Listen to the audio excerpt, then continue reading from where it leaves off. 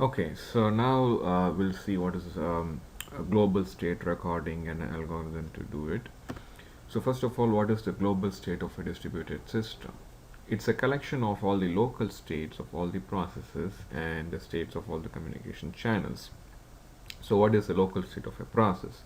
So the local state of a process is basically a collection of events that happened at the process. The events could be the internal events, or the sending of a message, or the receiving of a message. So all of these things put together will constitute the local state of a process.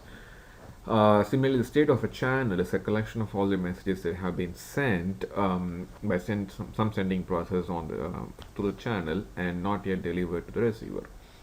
So putting together all the local states of all the processes and the states of all the communication channels constitute the global state. Now we are interested in classifying whether the global state is called what is called a consistent global state, and if so, is it also strongly consistent, or if it's not consistent, it's what is an inconsistent global state.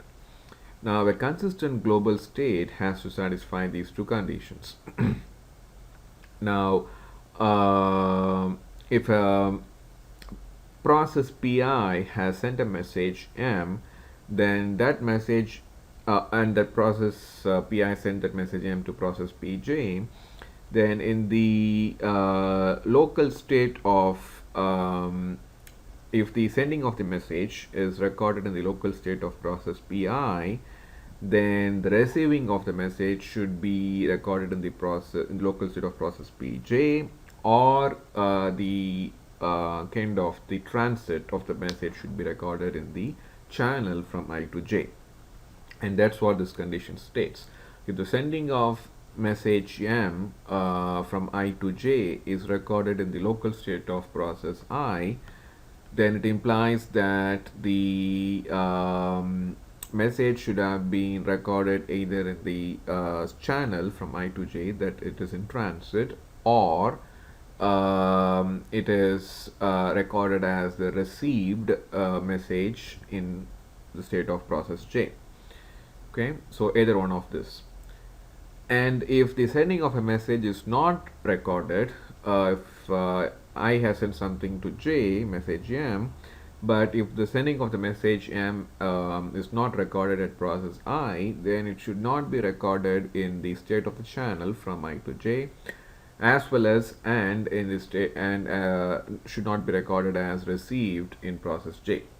So if the local state of a process I did not record the sending of a message, then that message should not be recorded as received in the receiver process j, or as being in transit in the channel. Okay, so if these two conditions are satisfied, then the global state is called a consistent global state, of course across all the processes and across all the channels. Now, what is called a strongly consistent global state is basically if there are no messages in transit. So if the state of all the communication channels is empty, then we can say that global state, if it's a consistent global state, it's also a strongly consistent global state, which means essentially all messages that were recorded as being sent in the sending process should have been also recorded as being received in the receiving process, essentially implying that there are no messages in transit. Now, what is an inconsistent global state? So if a global state records even one message that has been sent after the recording of the local state of the process. So essentially, the message has been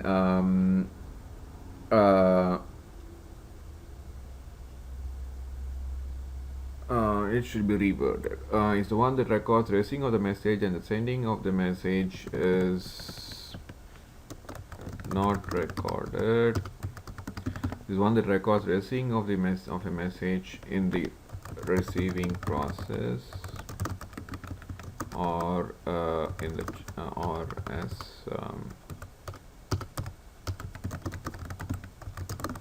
the transmission channel,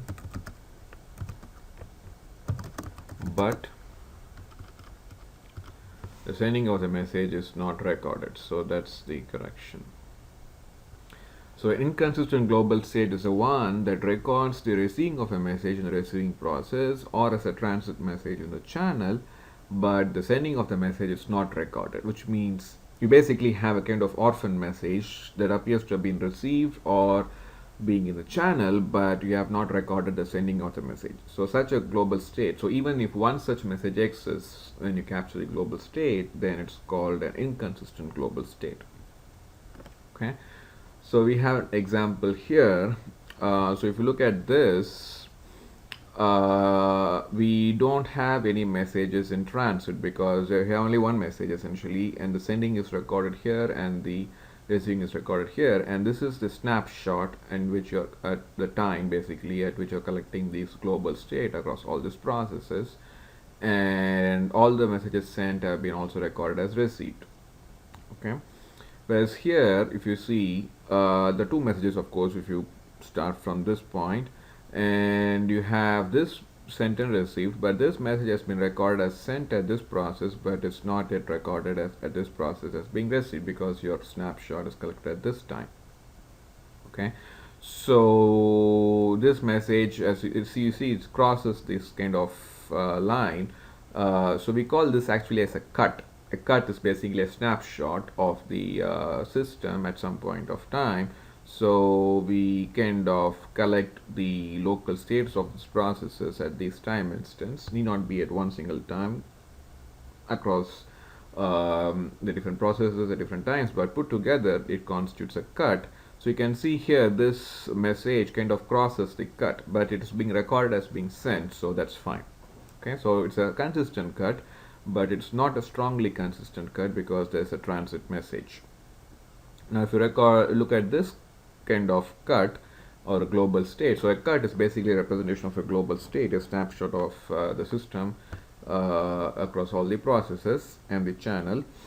So you see here this message is sent after the local state is recorded at this process, but this message is being recorded as being received before you record the local state of this process P3.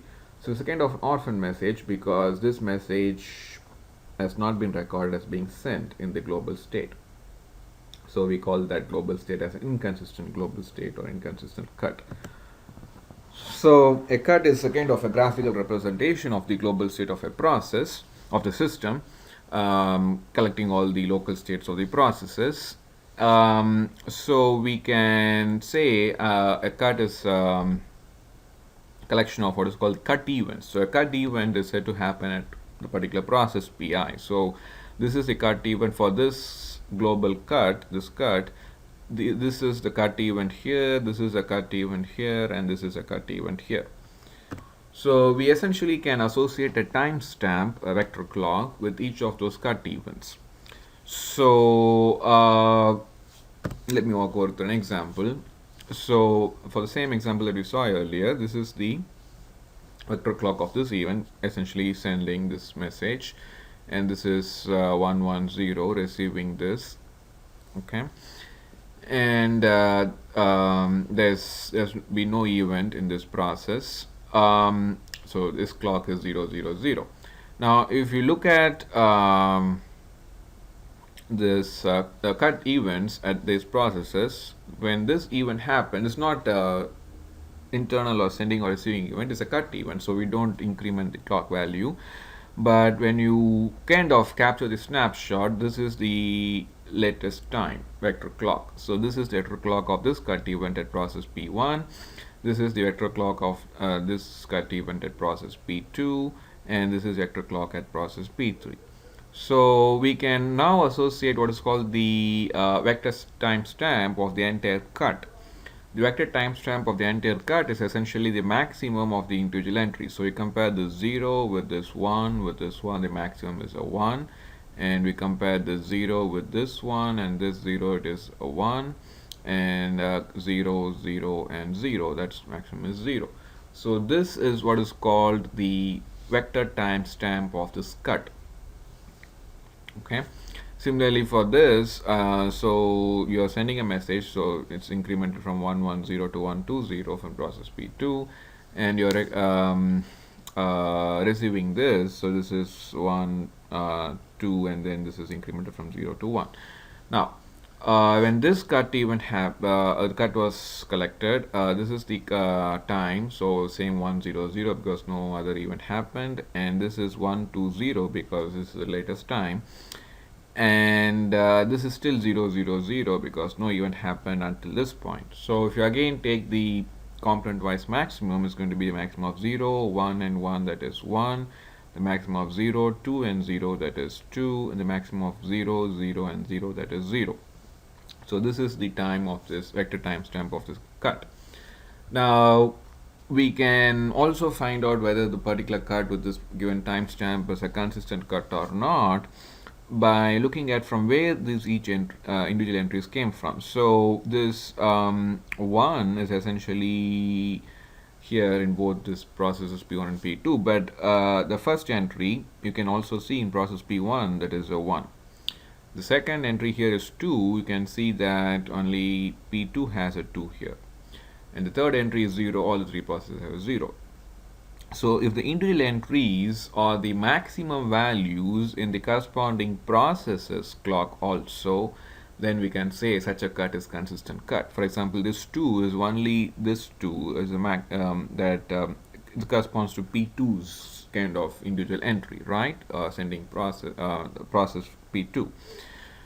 So now of course we cannot use vector clock to distinguish between a consistent and strongly consistent cut. Just for a consistent cut, including whether it is a strongly consistent cut, it should satisfy the property, and that's what I show here. If the values came from the individual processes component clock values, then we can say that cut is a consistent cut. Now look at this. So this is the timestamp 200. You sent another message and then no other event, and then this message has been received.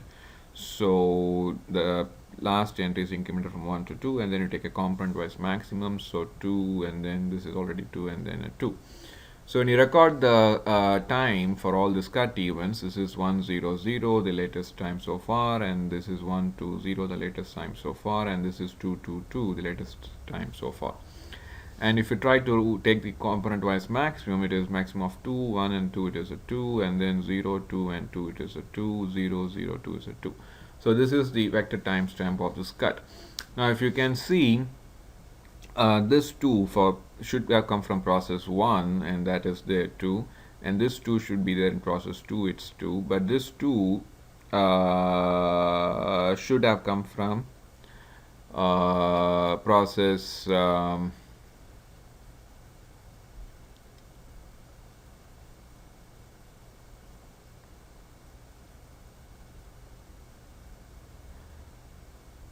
sorry, I made a mistake. This 2, these are the cut events, right? These are the time stamps for the cut events. 100, 120, 222. So I looked at this.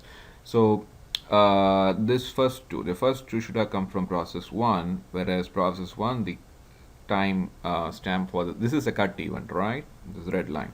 So the timestamp at process 1 is still 1, whereas in the cut we record it as 2. So it did not come from that particular process. Okay, for the other two, this 2 from process 2 and this 2 from process 3, that's fine. Whereas this 2 should have come from process 1, but process 1, the cut event is, the timestamp is 1. Okay, so that's why it is not a consistent cut. Alright, as here you see here, this 1 should have been from process 1, it is 1 here, this timestamp of this cut event, this 2 for this time cut event, and 0 process 3 cut event is 0. Whereas this 2, if it is a consistent cut, should have come from process 1, whereas process 1 the cut event timestamp is 1 here. Okay. Alright, so we are going to look at an algorithm now to record the global state. That's the Chandy-Laporte algorithm. So essentially what happens here is we have an initiator process that initiates this recording. So as you know, the global state is a collection of all the local states of the processes. So we have this processes collecting the local states and then sending their local states to this initiating process, including the channel states. So The initiating process records its local state as a collection of all the messages that it has sent and received so far, and sets out a marker. Now it has not sent any message, so it records the message or the local states and sends out a marker on a communication channel. A marker is a small control message, and it sends out the marker on all the channels connected to that process. And when a process receives that marker, if it has not recorded its local state already, it records again all the messages that it has received so far, and then records the channel state as empty on the channel on which the marker has come. Now here the underlying assumption is the channel is a FIFO channel. FIFO channel means first in first out. So a message, two messages sent one after the other from on a channel will be delivered in the same order. That's what a FIFO channel means. So if a process is sending a marker, if it is sending a message after sending the marker, then the receiving process should first receive the marker and then only should receive the message. So if whoever records the local state of a process and sends the marker, then the receiving process should receive the marker. And if any message has been sent after sending the marker at the sending process, the receiver should get that message only after receiving the marker. So this kind of satisfies the requirement of guaranteeing a global state, a consistent global state. Now, when a receiving process receives a marker, it has also already recorded the global state, that is the else part, or this actually this part. If the process has already recorded the global state, then when it receives every message that has been received after it recorded the local state should be recorded as being in transit, basically on the channel. Okay, so that's the status of the incoming channels. So when a process records the local state because of receiving a marker, it records, that's the else part here, it records basically all the messages that have been received so far and sent so far in its local state, and it records the state of the channel as being empty on the channel on which the marker came, because every message should have been received before the marker has come, if at all they were sent. And it records the state of the channel as empty and then sends out the marker on all the channels to which this process is connected. Okay, so the marker is sent out again only if the process records its local state at this time when it receives a marker. If it has already recorded this local state and it receives a marker, it doesn't send out the marker again on the outgoing channels. So after a process records its local state and the states of all its incoming channels, then it sends out the local state and state of all the incoming channels to the initiating process that puts together all the global states, all the local states and channel states, and arrives at the global state. So let's look at an example of the execution of this Chandy-Lamport's algorithm. So these are the sequence of messages that are being sent and received across a distributed system, and all messages satisfy the causal ordering property. So this message is sent from process P3, so it's incremented one time clock, and then it is received at process P4, so I have incremented this clock value at 1, and all these other entries come from this process. And then this guy P2 sends, so this is incremented by 1, and then to P1, so this is incremented to 1. Then P1 sends is incremented to 2, to P3, so P3 has 1 event so far, it increments another 1, so it's 2 now, and all the other entries came from this P1. And then P4 sends to P2, so this is incremented from 1 to 2. For P4 is a sending event, and then at P2 it is incremented from 1 to 2, and the component wise maximum gets you 0 to 1 2.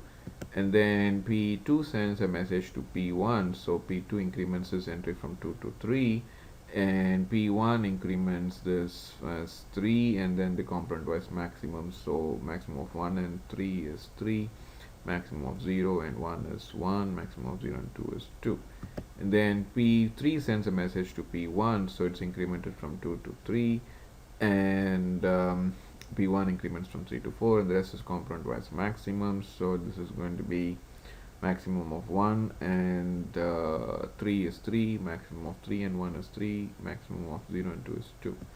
Then P3 sends to P4, so it's incremented from 3 to 4, and then this is incremented from 2 to 3, maximum of this and this is 2, and 0 is 2, maximum of 1 and 0 is 1, 4 and 4, 1 is 4, and 0 and 2, 3 is incremented, so 3.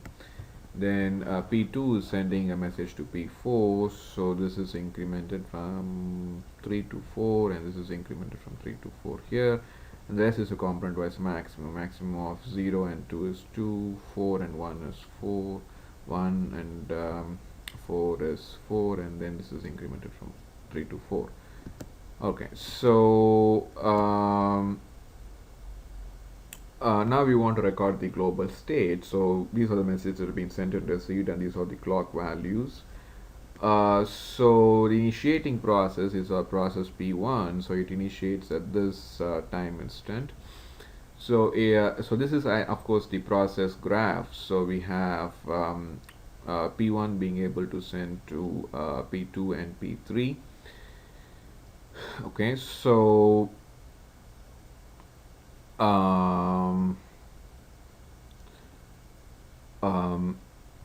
so P1 records the current timestamp, which is 2100, and so at this time it has not received anything else, so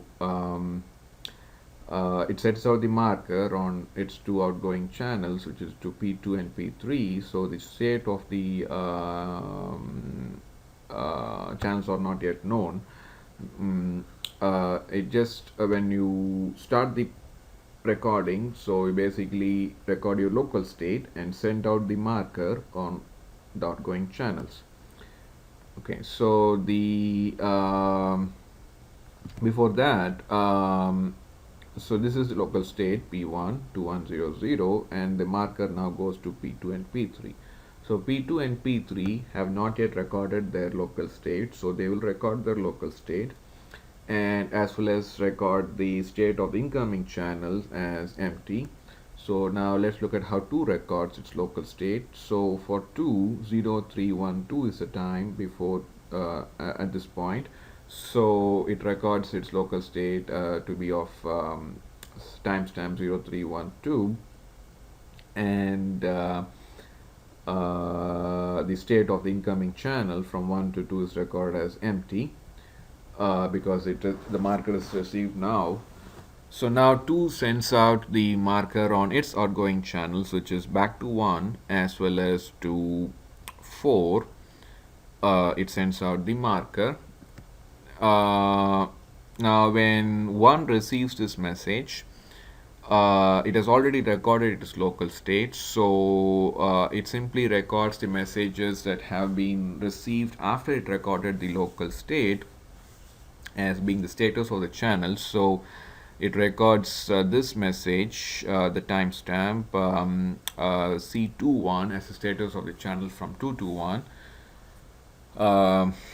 And now P3 records its local state when it receives the marker for the first time, and its timestamp so far is 2140, and it records the state of the incoming channel from 1 to 3 as empty. So when you record the local state, you record the state of the channel as empty because the marker came, marker is the last one to come, and you send out the marker on all your outgoing channels. So P3 now sends it out to P1 and P4. So now P1 records the state of the channel because it has, when it receives the marker from P3, it has already recorded its local state. So all it has to do is record the state of the channel from 3 to 1. So whatever the message was received after the recording of the local state is the message on the channel. So this 3143 3.2, this message is now recorded as the state of the message of the channel from 3 to 1. And now it's return of P4. It receives the marker sent by P2 and P3, but it receives a marker sent by P3 first. So it records the state of the channel, state of the process at that time.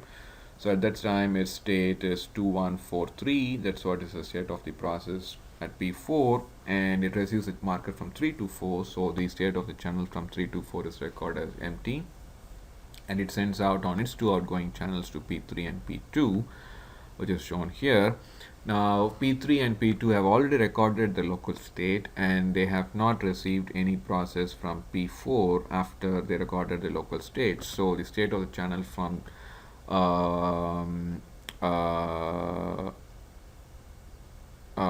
from 4 to 2 as well as from 4 to 3 would be empty. And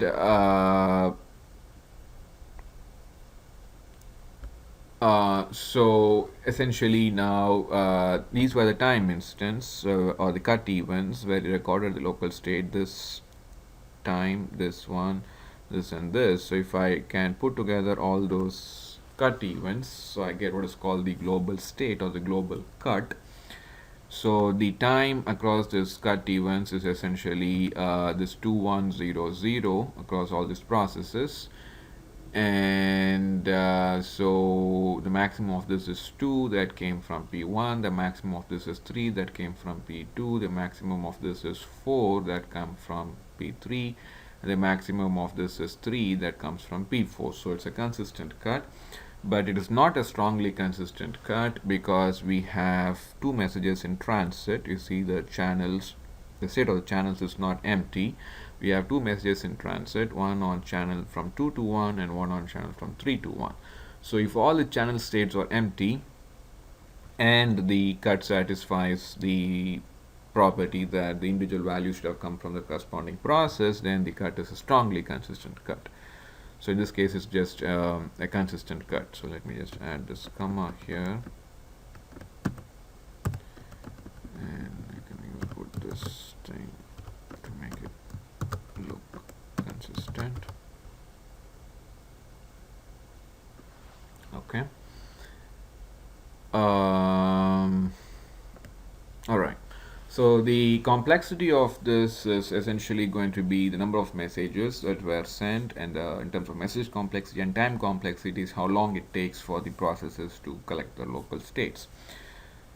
So the messages is essentially the messages are sent across all the edges in the process graph. So if E is the number of edges in the process graph, you send that in both directions. So it is 2E. So it's still, we can say, theta of E. In terms of delay, it is theta of D, where D is the diameter of this process graph. Diameter is essentially the largest value for the minimum number of hops between any two vertices on a graph. So 2 is the diameter of this graph, because any two processes are connected no more than 2 hops, right, on the shortest path. So it takes essentially 2 time units for the processes to have collected this local states, and then of course you have to send everything to the initiating process. Now in terms of the correctness of this, which we already discussed, the first condition is if the sending of a message is recorded in the local state of the sending process, then the receiving of the message should have been either recorded in the receiving state of the state of the receiving process, or as being in transit on the communication channel. And now due to the FIFO property of the communication channels, so if a process receives a marker and it has not recorded the local state of itself, then it records all the messages it has received so far. So if the marker is received at that time, then the sending process should have sent the message before sending the marker, and the receiving process has received the message because it's a FIFO channel. So if some message is sent before the marker is sent, then that message should have been received before the marker is received, right? So if a message is sent and then the marker is sent, that the message should be received and then only the marker should be received, because the communication channel is FIFO. So that guarantees that if you have not recorded the local state and you receive the marker, you are recording the receiving of the message in your local state. Now, if you receive a marker and you have already recorded the local state, then what happens? You're recording the message as being on the state on the communication channel. So either way, you're capturing the sending of the message. Right? So if the sending of the message happened before the sending of the marker, and when the time the marker comes, if you've already recorded the local state, then you're recording the message as being in transit. So the sending of the message is now captured in the channel state. Whereas if the sending of the marker of the message happened before the sending of the marker, and when you receive the marker, you have not yet recorded the local state, you're receiving because of the FIFO property of the channel. The message should have been received before you receive the marker. So when you receive the marker and you are recording the local state, you will be recording the receipt of the message also as part of your local state. Now, if the message is the sending of the message is not recorded in your local state of the sending process, which means the message was sent after the marker was sent, then the receiving process is not going to get that message before the marker is received. So, which means when a process records its local state at the time of receiving the marker, it records only those messages that have been received until then. So, since again the communication channel is FIFO, you are not going to record the receiving of a message before you receive the marker. Right, so the message is going to come to you after only the marker has come, because the sending of the message happened after the marker was sent. So you're also going to get the message only after the marker is received. So you're not going to consider all those messages that were received after the marker was received. So that guarantees that you are not going to record either in the local state as well as in the communication channel, because in the communication channel also, if you receive the marker, you are going to record all those messages that were received after record the local state but before the marker was received, because again the channel is FIFO. So you're not going to look at things beyond what happened after the marker was received. Okay. So that's exactly like this message that was received after the marker was received. So I'm not going to worry about that message at all. Okay.